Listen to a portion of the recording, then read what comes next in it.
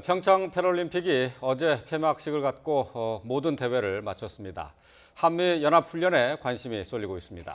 연례훈련이라는 추진을 살리면서 북한에 대한 무력 시위는 자제하는 방향으로 내일쯤 훈련 일정과 규모가 발표될 것으로 보입니다. 이동헌 기자입니다.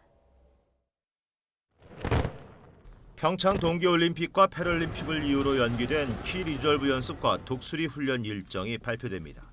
한미 국방당국은 최근 한반도 상황을 고려해 훈련 일정과 규모 등을 확정하고 발표만을 남겨놓고 있습니다. 연례 방어 훈련이라는 기본 취지는 살리면서 최근 형성된 한반도 평화 무드, 특히 다음 달 말부터 이어지는 남북 정상회담과 북미 정상회담에 미칠 영향 등을 고려해 대북 무력 시위는 자제하는 방향으로 일정과 규모를 정한 것으로 알려졌습니다. 컴퓨터 시뮬레이션 방식으로 치러지는 키 리졸브 연습은 예년처럼 다음 달 중순부터 2주 동안 시행될 예정입니다.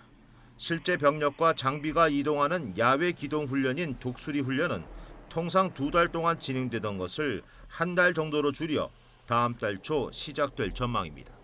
다만 다음 달 말 판문점에서 남북 정상회담이 열리는 만큼 추가 단축 또는 훈련 내용 조정이 예상됩니다. 대북 무력 시위 효과가 있는 B-1B 전략 폭격기와 핵추진 항공모함 등 미 전략 자산은 이번 훈련에 참가하지 않을 것으로 전해졌습니다. 대신 주일 미군 기지에 배치된 강습 상륙함 와스프함이 참가하는 등 한미 연합 상륙작전 훈련이 강화될 전망입니다. 특히 와스프함에 수직 이착륙이 가능한 스텔스 전투기 F-35B가 탑재될지 관심사입니다. 북한은 강습 상륙함과 스텔스 전투기가 전략 무기는 아니지만 대북 선제 타격이 이루어질 경우 핵심 전력으로 활용될 수 있기에 이들 무기에 예민한 반응을 보여왔습니다. YTN 이동헌입니다. 국제적인 제재 속에서도 북한 노동자들이 중국 등에서 나이키와 아디다스 회사 제품을 4년 이상 제조한 사실 YTN이 연속 보도했는데요. 이와 관련해 유럽의 북한 전문가가 국제사회 대북 제재 조치와 각종 규칙을 위반한 것이라고 비판했습니다. 김승재 기자가 취재했습니다. 지난 2012년 5월부터 4년 이상 북한 노동자들은 나이키와 아디다스, 리복 브랜드 의류를 만들었고 이들 의류는 모두 미국으로 수출됐습니다. YTN의 연속 보도에 이어 일본 주간지의 심층 보도가 있었지만 나이키와 아디다스 두 회사는 첫 보도 이후 2달 넘게 침묵을 지키고 있습니다. 이에 대해 대북 문제를 다루는 학계에서는 국제사회의 대북 제재 조치와 각종 규칙을 위반한 것이라는 분석이 나옵니다. 북한 해외 노동자 실태를 전문적으로 연구하는 네덜란드 라이덴 대학의 브루커 교수는 유엔과 미국, 유럽연합의 대북 제재를 모두 위반한 것이라고 지적했습니다. Noord-Koreaanse regime om te laten zien dat het geld dan vervolgens niet wordt gebruikt voor of nucleaire ontwikkeling van nucleaire wapens of de ontwikkeling van andere wapens. Dus dat houdt een overtreding van de sancties in. 또 두 회사의 본사가 있는 미국과 독일은 경제협력개발기구 OECD 회원국으로 이번 사안은 OECD 회원국의 규칙을 위반하고 국제노동기구 ILO 규정도 위반한 것으로 보인다고 꼬집었습니다.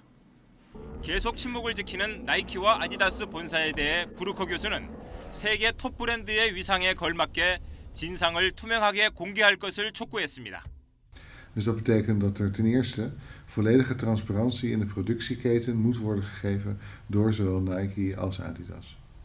브루커 교수는 북한 노동자 고용 행위는 현대판 노예제로 사람 장사나 마찬가지라며 나이키와 아디다스는 착취한 북한 노동력에 대해 보상도 해줘야 할 것이라고 언급했습니다. YTN 김승재입니다. 트럼프 대통령이 정년을 앞둔 FBI 부국장을 해임한 뒤 지난해 자신과 나눈 대화 메모가 있다는 보도를 부인하고 나섰습니다. 특히 러시아 스캔들 수사가 고 대통령에 대한 직접 조사로 이어질 수 있다는 전망이 나오자 뮬러 특검을 공격하기 시작했습니다. 뉴욕에서 김영수 특파원이 보도합니다. 미국 언론들은 앤드루 맥케이브 FBI 부국장이 전격 해임되자 그가 지난해 트럼프 대통령과 나눈 대화를 메모했다고 보도했습니다. 그러면서 이 메모가 러시아 스캔들을 수사하고 있는 뮬러 특검팀에 넘어간다면 코미 전 FBI 국장의 메모처럼 큰 파괴력이 있을 것으로 예상했습니다. 트럼프 대통령은 이와 관련해 맥케이브가 메모를 작성했을 것으로 믿지 않는다며 거짓말쟁이 코미와 똑같다고 비난했습니다. 코미 전 국장은 지난해 대통령이 수사 중단을 요구했고 이를 거부하다 해임됐다며 대화 내용을 공개해 큰 파문이 일었습니다. I took it as a direction. I mean, this is the President of the United States with me alone saying, I hope this. I took it as this is what he wants me to do. 트럼프 대통령은 또 다른 트윗에서 러시아 수사도 마녀 사냥이고 수사팀도 친민주당 성향이라며 뮬러 특검을 비난했습니다. 최근 특검이 대통령 직접 조사를 앞두고 법률팀에 질문지를 보냈다는 보도가 나온 뒤 더욱 과민해졌다는 지적입니다. 여기에 코미 전 국장이 회고록 출간을 앞두고 누가 정직한지 곧 알게 될 것이라고 밝히면서 추가 폭로 가능성까지 나오자 뮬러 특검의 해임설이 다시 고개를 들고 있습니다. 트럼프 대통령은 지난해 6월에도 특검 해임을 시도했으나 주변의 만류로 뜻을 접었습니다. 이와 관련해 린지 그레이엄 공화당 상원의원은 대통령이 뮬러를 해임할 경우 대통령직 종말의 시작이라고 경고했습니다. 뉴욕에서 YTN 김명수입니다. 블라디미르 푸틴 러시아 대통령이 압도적인 표차로 4선에 성공했습니다.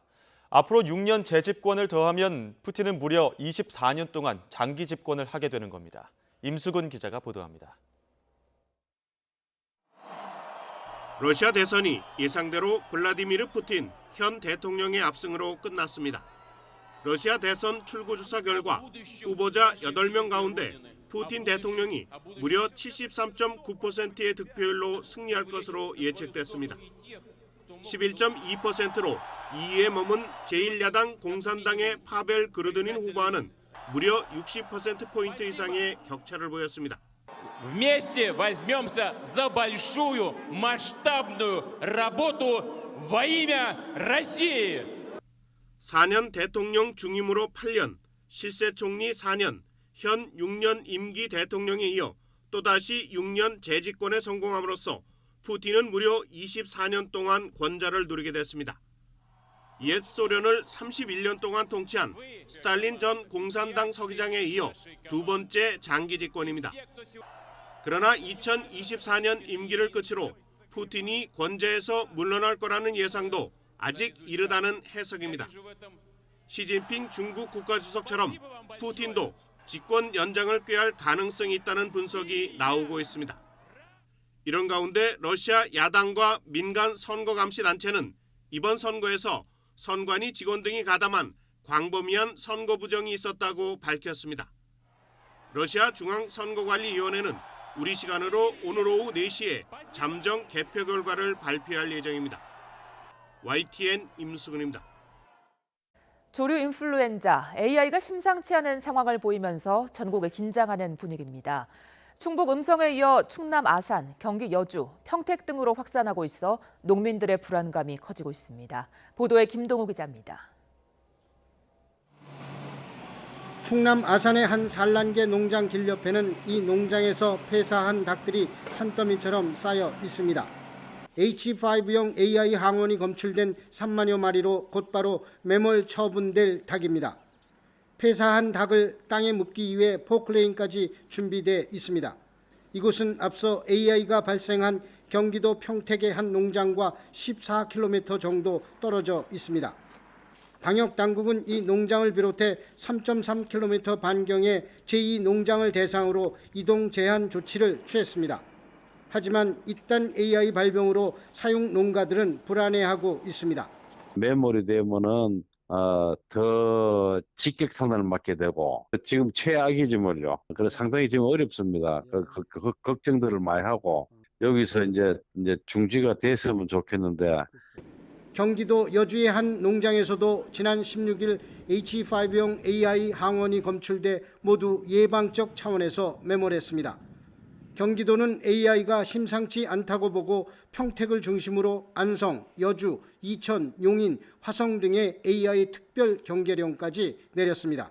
발생 지역 3km 이내 가금류에 대해서는 일방적인 살처분 준비를 하고 있고 일부는 또 시행이 되고 있는 데도 있고 그렇습니다. 그래서 저희가 AI 특별 경계령이라고. 앞서 충북 음성의 한 농장에서도 AI가 발병했습니다. 방역 당국은 발생지 주변을 중심으로 통제 초소를 추가로 설치하고 이동 중지 명령과 함께 임상 예찰을 강화하는 등 AI 확산 차단에 주력하고 있습니다. 하지만 AI가 곳곳에서 잇따라 발생하고 있어 전국 지자체와 농민들이 바짝 긴장하고 있습니다. 총력 방역에다 날씨가 풀리면서 사라질 줄 알았던 AI의 기습에 방역 당국은 물론 가금류 사용 농가들의 허탈감은 커지고 있습니다. YTN 김동호입니다. 서울은 비가 대부분 그쳤지만 여전히 전국 곳곳에 비가 오고 있습니다. 오늘 중부지방은 낮 동안 비가 차차 그치겠지만 남부지방은 저녁까지 이어지겠는데요. 앞으로 예상되는 비의 양은 영남의 최고 40mm로 가장 많겠고요. 호남과 제주도의 최고 20mm, 중북부를 제외한 그 밖의 내륙에는 5mm 안팎이 예상됩니다. 비가 그친 뒤 찬 공기가 유입되겠습니다. 오늘 서울 낮 기온 11도로 예년 수준을 보이겠지만 찬바람이 불며 쌀쌀하겠고요. 내일 아침에는 3도, 모레에는 0도까지 떨어져서 꽃샘추위가 찾아오겠습니다. 오늘 전국이 흐리겠고 오전까지 서해안과 내륙에는 안개가 짙게 끼겠습니다. 또 밤사이 영남 동해안과 제주도에는 바람이 무척 강하게 불겠습니다. 오늘 낮 기온 어제보다 2도에서 5도가 낮겠습니다. 서울 낮 기온 11도, 대구 10도가 예상됩니다. 절기상 춘분인 수요일에는 전국에 또다시 비나 눈이 오겠습니다. 날씨 정보였습니다. 극단 단원들을 성폭행하거나 성추행한 혐의를 받는 연극 연출가 이윤택 씨가 지난 이틀간 경찰에 출석해 조사를 받았습니다. 최근 추가 고소인까지 나오면서 이전 감독은 모두 17명에게 고소를 당했습니다. 한영규 기자의 보도입니다. 극단 단원들을 성폭행, 성추행한 혐의를 받는 이윤택 전 연희단 거리회 예술감독이 이틀에 걸쳐 28시간의 조사를 받았습니다. 서울지방경찰청 성폭력범죄 특별수사대는 어제 오전 10시 반부터 밤 11시 반까지 이 전 감독을 피의자 신분으로 불러 조사한 뒤 집으로 돌려보냈습니다. 피해자분들이 가지고 있는 그 진술 내용을 중심으로 제가 그에 대한 성실하게 답변했습니다. 다시 한번 그 피해자분들에게 죄송하고 사죄합니다. 경찰은 이 전 감독이 자신의 지위를 이용해 단원들에게 위력에 의한 성폭력을 저질렀는지, 성폭력이 상습적이었는지 등을 집중적으로 조사했습니다. 상당히 많은 다양하게 피해자분들이 많아서 제가 상당히 당황했지만 인정할 것은 인정하고 또 제가 인정할 수 없는 것은 하지 않고 그대로 사실대로 했습니다. 이 전 감독은 일부 왜곡됐거나 오해된 내용은 부분 수정했다며 법의 심판을 기다리겠다고 말했습니다. 법의 심판도 기다리고 피해자분들에게 어떤 용서를 구하고요.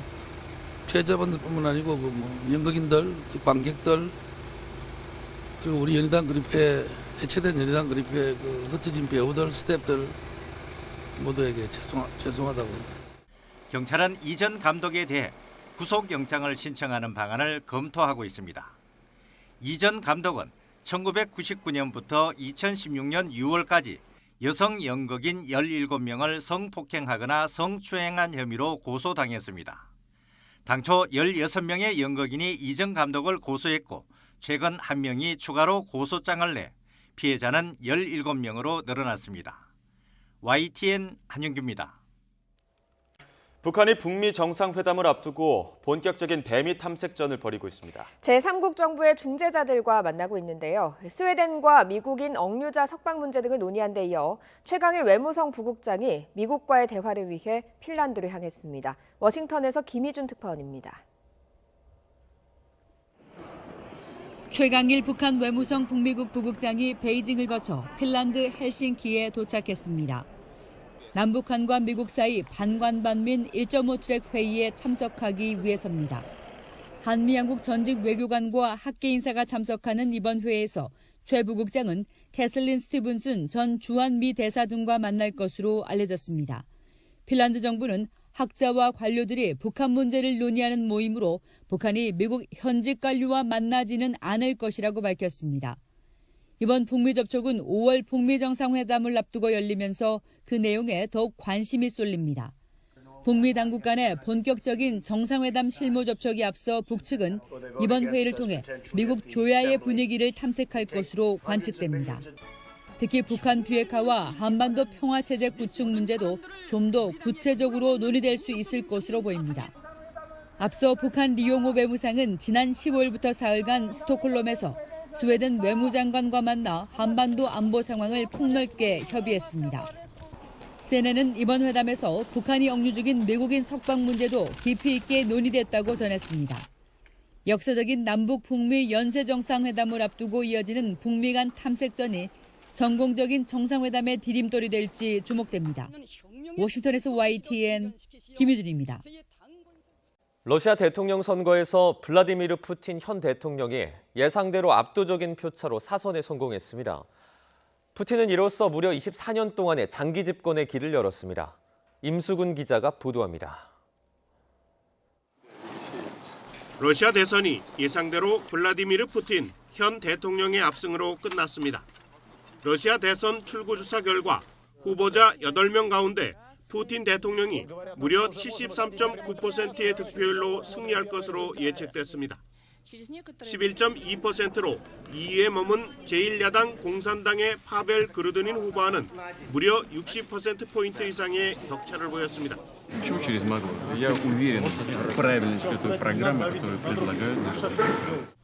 4년 대통령 중임으로 8년, 실세 총리 4년, 현 6년 임기 대통령에 이어 또다시 6년 재집권에 성공함으로써 푸틴은 무려 24년 동안 권좌를 누리게 됐습니다. 옛 소련을 31년 동안 통치한 스탈린 전 공산당 서기장에 이어 두 번째 장기 집권입니다. 그러나 2024년 임기를 끝으로 푸틴이 권좌에서 물러날 거라는 예상도 아직 이르다는 해석입니다. 시진핑 중국 국가주석처럼 푸틴도 집권 연장을 꾀할 가능성이 있다는 분석이 나오고 있습니다. 이런 가운데 러시아 야당과 민간 선거 감시 단체는 이번 선거에서 선관위 직원 등이 가담한 광범위한 선거 부정이 있었다고 밝혔습니다. 러시아 중앙선거관리위원회는 우리 시간으로 오늘 오후 4시에 잠정 개표 결과를 발표할 예정입니다. YTN 임수근입니다. 밤사이 전국으로 비가 확대됐습니다. 현재 서울을 비롯한 전국 곳곳에 폭넓게 비구름이 자리하고 있는데요. 비의 강도는 대부분 약한 편입니다. 오늘 출근길 우산 필요하겠습니다. 앞으로 영남 지역에 최고 40mm, 호남과 제주도에 5에서 20mm, 서울 등 중부 지역에는 5mm 안팎의 비가 이어지겠습니다. 비는 오전에 수도권 등 북서쪽을 시작으로 밤에 대부분 그치겠습니다. 비구름이 지나간 뒤로는 점차 찬 공기가 밀려오겠습니다. 오늘 서울 낮 기온은 11도로 예년과 비슷하겠지만 바람이 불면서 싸늘하겠고요. 내일 아침에는 3도, 내일 낮에는 9도까지 내려가서 예년보다 쌀쌀하겠습니다. 모레 아침에는 서울 기온이 0도까지 떨어지면서 반짝 꽃샘추위가 찾아오겠습니다. 오늘 전국이 흐린 가운데 아침에는 내륙 곳곳에 안개가 무척 짙을 것으로 보이니까요. 조심하셔야겠습니다. 현재 기온은 어제 아침보다는 조금 높습니다. 서울의 기온이 6.2도, 대구 10.2도인데요. 낮 기온은 어제보다 조금 낮겠습니다. 서울의 한낮 기온이 11도, 강릉은 8도, 대구 10도가 예상됩니다. 절기상 춘분인 수요일엔 꽃샘추위 속에서 전국에 비나 눈이 한 차례 올 것으로 전망됩니다. 날씨 정보였습니다. 사학재단의 국유지를 헐값에 매각한 이른바 사학 스캔들 관련 공문서가 조작된 것으로 드러나면서 일본 아베 내각의 지지율이 급락한 것으로 나타났습니다. 김원배 기자입니다. 일본 재무성의 문서 조작 파문이 아베 신조 총리를 강타하고 있습니다. 교도통신이 17일부터 이틀간 조사한 여론조사 결과에 따르면 아베 내각의 지지율은 39%로 급락했고 지지하지 않는다는 응답은 48%로 나타났습니다. 교도통신의 여론조사에서 아베 내각의 지지율이 40%가 무너진 것은 지난해 7월 이후 8개월 만입니다. 마이니치 신문이 같은 기간 실시한 여론조사에서도 아베 내각의 지지율은 33%로 추락했고 지지하지 않는다는 응답은 47%로 급등했습니다. 마이니치 신문의 여론조사에서 지지하지 않는다는 응답이 지지율을 웃돈 것은 지난해 9월 이후 6개월 만입니다. 아베 총리는 사학 스캔들로 인한 지지율 급락을 만회하기 위해 지난해 10월 중의원 해상과 총선 카드라는 승부수를 던져 성공했습니다. 그러나 이달 들어 사학 스캔들과 관련한 문서 조작이 전국을 강타하며 또다시 벼랑 끝으로 몰리고 있는 것입니다. 이번 교도통신 여론조사 결과 사학 스캔들의 한 축인 모리토모 학원에 대한 국유지 특혜 매각 의혹과 관련한 재무성의 결제 서류 조작 문제에 아베 총리의 책임이 있다는 답변도 66%에 달했습니다. 마이니치 신문 조사에서도 아베 총리에게 책임이 있다는 응답이 68%에 달했습니다. 아베 총리는 본인이나 부인 아키에 여사가 이번 문서 조작이나 사학 스캔들과 전혀 관계가 없다고 주장하고 있지만 일본 국민의 3분의 2는 아베 총리에게 책임을 묻고 있는 것입니다. 일본은 오늘 참의원 예산위원회에서 아베 총리와 아소 부총리 겸 재무상 등을 출석시킨 가운데 재무성 문서 조작 등 현안에 대한 질의를 벌일 예정이어서 상당한 논란이 벌어질 것으로 보입니다. YTN 김원배입니다. 오늘 출근길에는 우산을 꼭 챙기셔야겠습니다. 전국 곳곳에 비가 이어지겠는데요. 이번 비는 봄비치고 양도 제법 많겠고 남부와 제주도에는 벼락과 돌풍을 동반하기도 하겠습니다. 예상되는 비의 양은 영남과 제주도에 최고 60mm, 호남 지방에도 10에서 40mm로 적지 않겠고요. 서울 등 중부지방에는 5에서 10mm가량이 되겠습니다. 비는 오전에 북서쪽부터 차차 그치기 시작해 밤에는 대부분 그치겠습니다. 비가 내리면서 오늘 미세먼지 농도는 전국 좋음에서 보통 수준을 유지하겠습니다. 오늘 아침 기온은 어제보다 1도에서 7도가량 높겠습니다. 서울의 아침 기온 7도, 청주와 대전도 7도, 대구 8도로 출발하겠고요. 낮부터는 당분간 평년 기온을 밑돌겠습니다. 서울의 낮 기온 12도, 청주 11도, 대전과 전주 12도, 대구와 울산은 10도로 예상됩니다. 절기 춘분인 수요일에는 전국에 또 한 차례 비나 눈이 내리면서 부쩍 쌀쌀해지겠고요. 주 후반부터는 다시 예년보다 포근해지겠습니다. 지금까지 날씨 정보였습니다. 미국의 수입산 철강에 대한 관세 시행이 나흘 앞으로 다가온 가운데 정부가 한국산 철강 관세 면제를 위해 전방위로 나서고 있습니다. 김현종 통상교섭 본부장과 우리 협상단은 3차 한미 FTA 협상을 마치고도 귀국을 미룬 채 막판 설득 작업에 힘을 쏟고 있습니다. 보도에 김세호 기자입니다.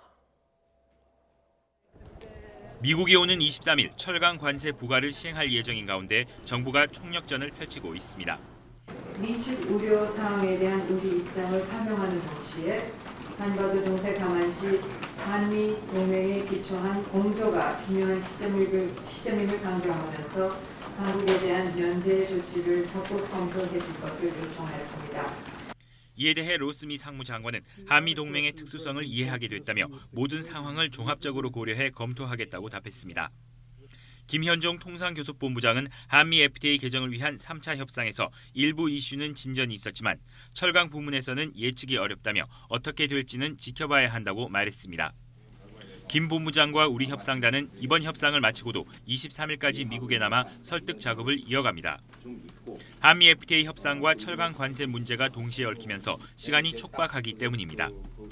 미국은 한미 FTA 협상에서 철강 관세를 무기로 우리 측을 거세게 압박하고 있습니다.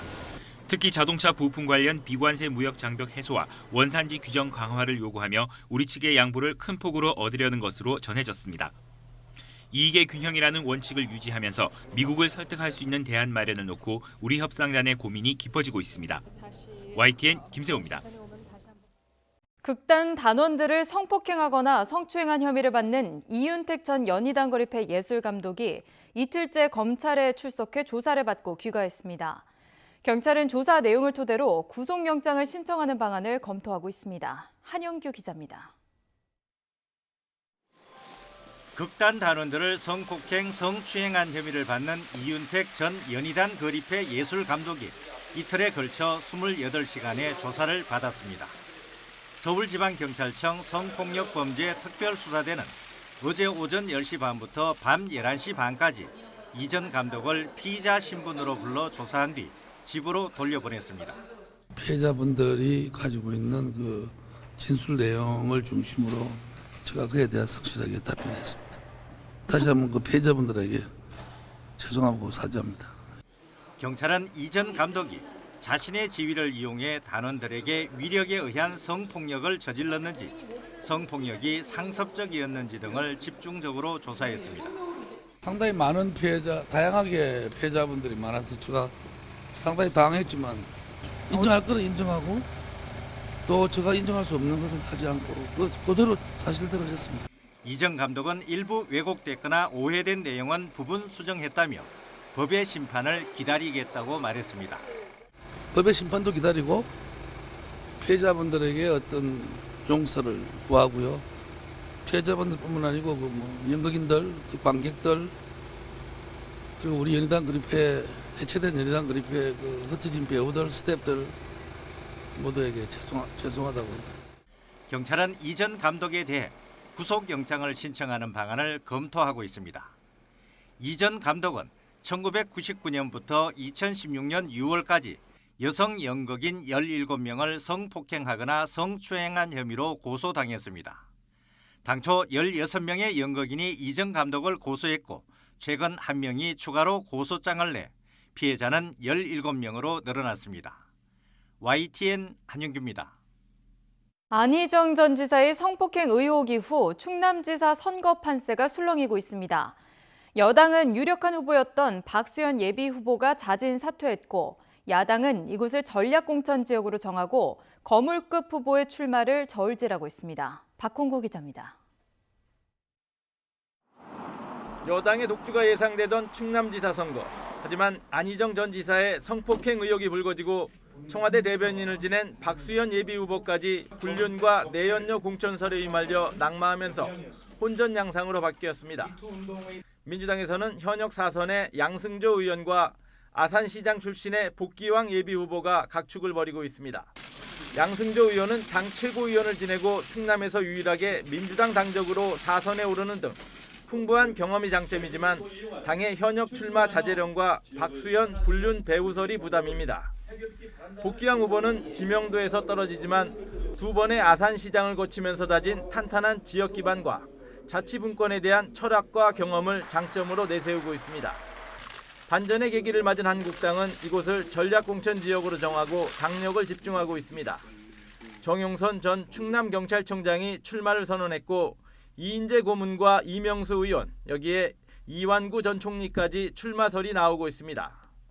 바른미래당은 김용필 예비후보가 보수층 공략에 힘을 쏟고 있습니다. 충북지사는 민주당 이시종 현 지사의 출마가 유력한 가운데 4선의 오재세 의원이 출사표를 던졌습니다.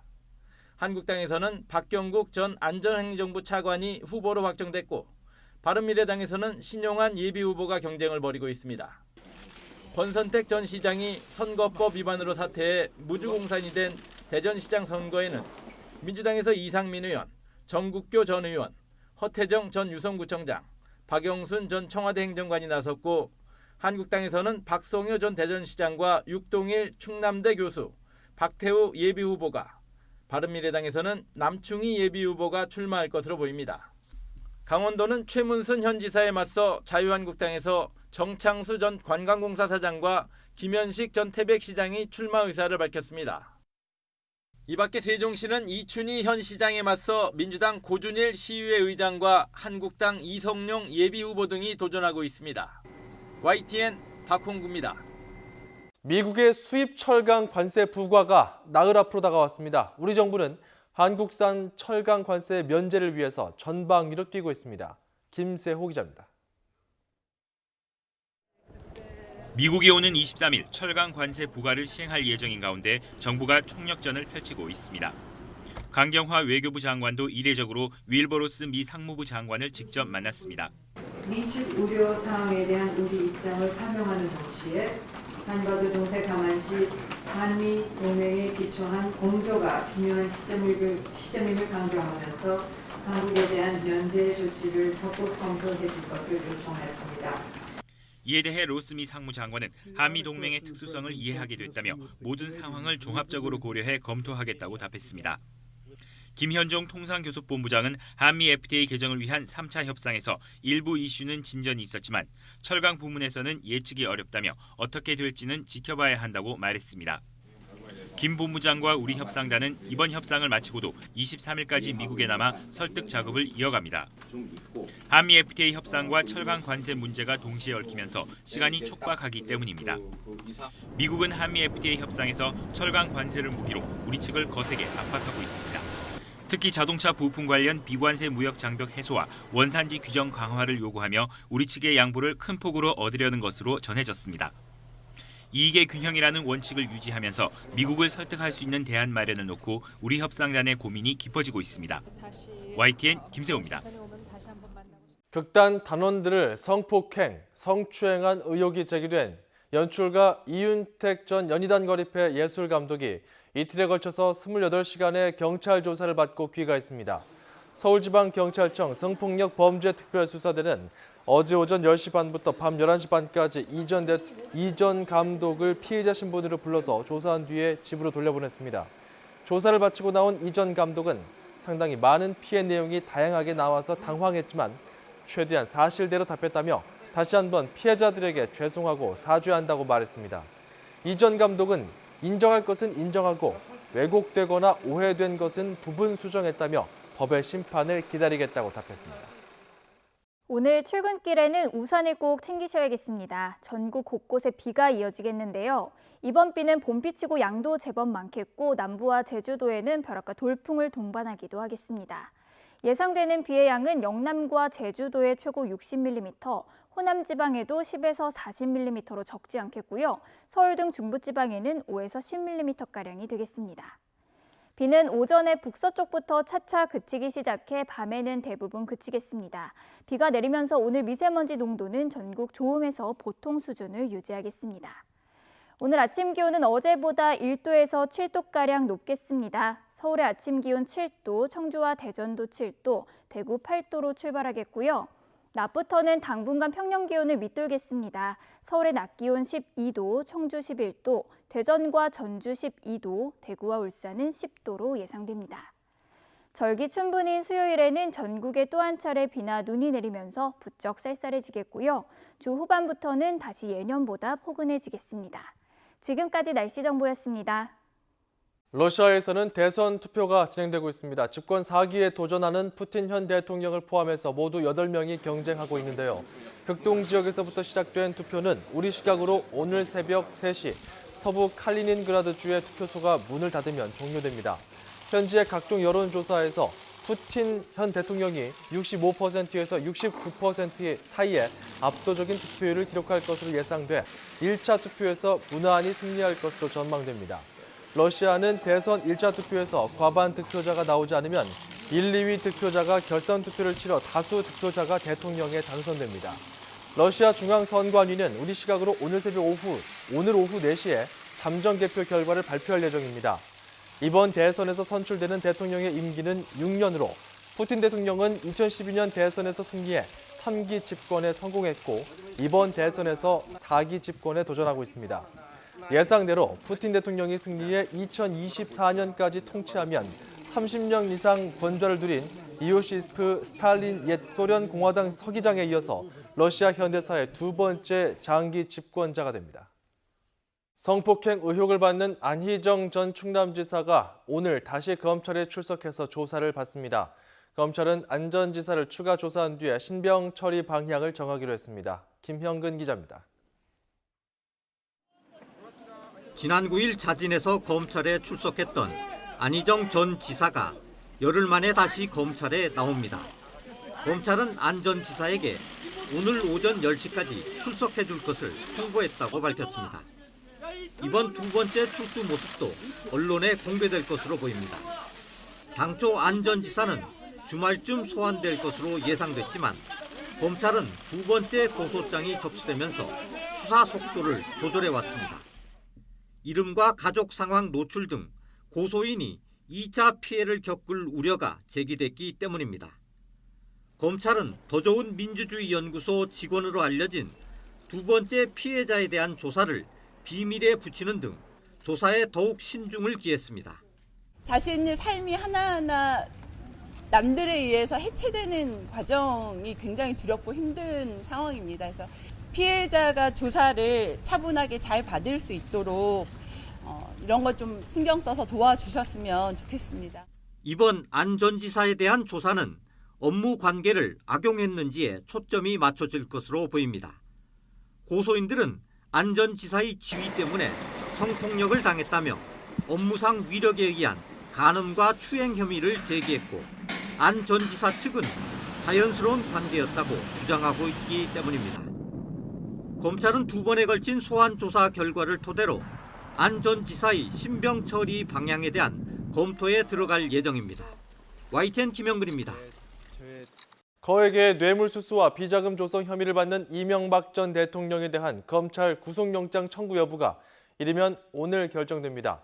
영장이 청구되면 전직 대통령으로서는 2번째 영장 심사를 받게 됩니다. 김태현 기자입니다. 지난 14일 이명박 전 대통령을 피의자 신분으로 소환해 20시간이 넘게 조사한 검찰은 주말과 휴일에도 신병 처리를 고심하고 있습니다. 검찰은 조사 내용과 증거를 종합해 구속영장 청구 여부를 신중하게 판단할 방침입니다. 박근혜 전 대통령의 경우 검찰은 지난해 3월 21일 소환 조사를 한 뒤 6일 만에 구속영장을 청구했습니다. 법원은 사흘 뒤인 30일 영장 실질심사를 진행하고 다음 날 새벽 구속영장을 발부했습니다. 이 같은 전례를 감안하면 이명박 전 대통령에 대한 검찰의 신병 처리는 이번 주 초반에 결정될 가능성이 높습니다. 이 전 대통령은 검찰 조사에서 자신의 혐의를 대부분 부인한 것으로 알려졌습니다. 특히 영포 빌딩에서 압수된 삼성의 다스 미국 소송비 대납 사건과 관련한 청와대 보고 문건들이 조작된 것이라는 진술을 한 것으로 전해졌습니다. 검찰은 문건 작성자인 김백준 전 청와대 총무기획관의 구체적인 진술과 증거가 있음에도 이 전 대통령이 혐의를 전면 부인함에 따라 구속영장 청구 쪽에 무게를 싣고 있는 것으로 관측됩니다. 구속영장은 이르면 오늘 청구될 가능성이 제기됩니다. 이럴 경우 사흘 뒤인 22일쯤에는 영장 실질심사가 열립니다. 구속영장이 청구된다면 이명박 전 대통령은 박근혜 전 대통령에 이어 역대 2번째로 영장 심사를 받는 전직 대통령으로 기록됩니다. YTN 김태현입니다. 내일 아침 출근길에는 우산을 챙기셔야겠습니다. 중부지방은 내일 오전까지, 남부지방은 밤까지 비가 이어지겠는데요. 남부와 제주도에는 벼락과 돌풍을 동반하기도 하겠고 해안가에는 바람도 무척 강하게 불겠습니다. 예상되는 비의 양은 영남과 제주도에 최고 60mm, 호남 지방에도 10에서 40mm로 제법 많겠고요. 서울 등 중부지방에는 5에서 10mm가 되겠습니다.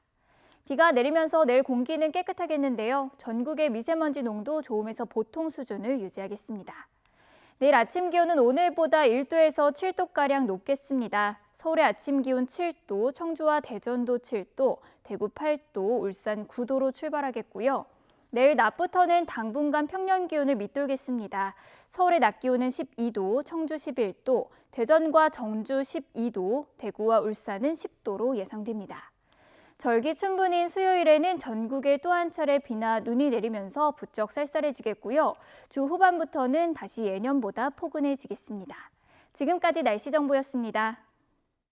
집권 4기에 도전하는 푸틴 러시아 현 대통령을 포함해서 모두 8명이 입후보한 가운데 새 러시아 대통령을 뽑는 투표가 진행되고 있습니다. 투표는 우리 시각으로 오늘 새벽 5시 극동 지역부터 시작됐습니다. 우리 시각으로 내일 새벽 3시 서부 칼리닌그라드주의 투표소가 문을 닫으면 종료됩니다. 현지의 각종 여론조사에서 푸틴 대통령이 65에서 69% 사이의 압도적인 득표율을 기록할 것으로 예상돼서 1차 투표에서 무난히 승리할 것으로 전망됩니다. 러시아 중앙선거관리위원회는 현지 시각 19일 오전 10시, 우리 시각으로는 내일 오후 4시에 잠정 개표 결과를 발표할 예정입니다. 빠르게 전개되는 남북과 북미 대화 분위기 속에 일본 아베 총리가 연일 북한 관련 발언을 쏟아내고 있습니다. 국외가 아니라 국내에서 궁지에 몰린 처지와도 무관치 않다는 관측이 나옵니다. 도쿄 황보연 특파원입니다. 북한이 핵과 미사일을 포기할 때까지 압력을 계속 가할 것이다. 일본 자위대 간부를 양성하는 방위대 졸업식에서 아베 총리가 한 말입니다. 아베 총리는 유엔 제재를 피하려고 해상에서 선박간 화물을 옮겨 싣는 북한의 행위를 자위대 호위함과 초계기가 여러 차례 적발했다고 추켜 세우기도 했습니다. 지난 16일 문재인 대통령과의 통화에서도 아베 총리는 북한 문제를 집중 거론했습니다. 특히 16년 전 당시 김정일 국방위원장과 고이즈미 총리의 만남을 언급하면서 북한과의 직접 대화 가능성까지 내비쳤습니다. 미국을 방문한 고노 외무상도 미 정부 관계자와 강경화 외교부 장관 등을 잇따라 만나며 북한 관련 발언을 쏟아내고 있습니다. 아베 정부가 하루가 멀다 하고 나라 안팎에서 북한을 앞세우는 겁니다. 그럴 만한 사정으로는 역시 재팬 패싱, 즉 남북 북미 직접 대화 국면에서 일본이 소외되는 상황을 우려한 초조함 때문이라는 분석이 많습니다. 여기에 최근 급박하게 돌아가는 일본 내 정치 상황도 무관치 않다는 관측이 힘을 얻고 있습니다. 사학재단의 국유지를 헐값매각한 재무성 공문서에 아베 총리 부인 이름이 적힌 걸 숨겼다 최근 들통나면서 아베 내각 지지율은 이른바 날개 없는 추락을 거듭하고 있습니다. 비난의 시선을 돌릴 만한 돌파구가 그 어느 때보다 필요한 시점입니다. 이 때문에 국제적인 이슈, 특히 지난해 잦은 탄도미사일 발사로 반감이 높아진 북한 문제를 전면에 내세워 정권의 위기 탈출을 도모하고 있다는 해석이 나오고 있습니다. 도쿄에서 YTN 황보열입니다. 6.3 지방선거가 석 달도 안 남았습니다. 정치권은 공천 준비에 들어가는 등 지방선거 젠걸음을 재촉하고 있는데요. 각 당별로는 그 속도가 좀 다릅니다. 이동우 기자가 짚어봤습니다. 안희정 전 충남지사의 성폭행 의혹 등 미투 파문으로 지방선거 준비를 사실상 중단했던 민주당이 이번 주부터 공천심사 체제로 전환하는 등 준비에 속도를 냅니다. 민주당은 이번 주 중에 중앙당 공천관리위원회 구성을 마무리하고 본격적인 공천심사에 들어갈 예정입니다.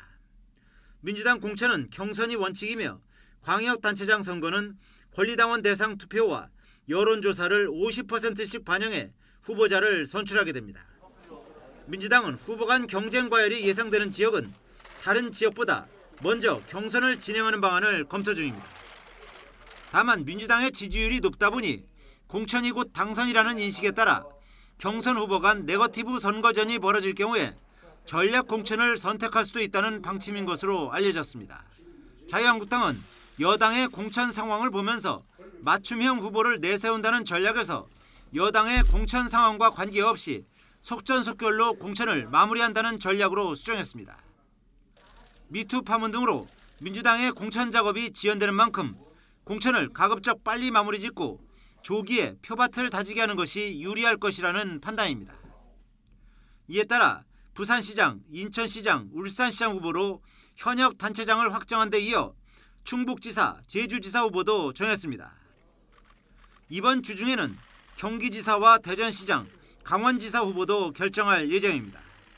경기지사 후보는 남경필 현 지사가, 대전시장 후보로는 박성효 전 시장이, 강원지사 후보로는 정창수 전 국토해양부 1차관이 유력하다는 관측입니다.